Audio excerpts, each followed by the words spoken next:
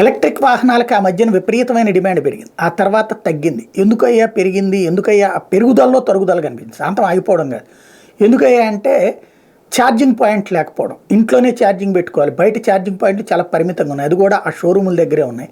షోరూముల దగ్గర పాయింట్లు అయితే ఒక అరగంట ఛార్జింగ్ అవుతుంది. అదే ఇతర ఇళ్ల దగ్గర అయితే 5-6 గంటలు ఛార్జింగ్లు అవుతున్నాయి. దీంతో చాలామంది తగ్గించుకున్నారు.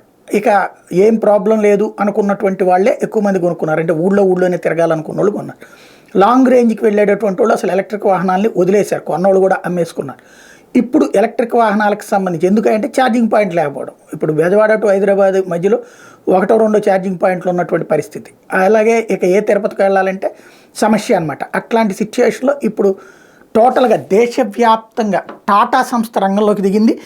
హెచ్పి పెట్రోల్ బంకుల దగ్గరన ఎలక్ట్రిక్ వెహికల్ ఛార్జింగ్ స్టేషన్లు ఏర్పాటు చేసేందుకు ఎంఓయూ కుదుర్చుకుంది. కాబట్టి ఇక రాబోయేటువంటి రోజుల్లో ఈ ఎలక్ట్రిక్ ఛార్జింగ్ అనేటువంటిది భారీ ఎత్తున జరగబోతున్నాయి.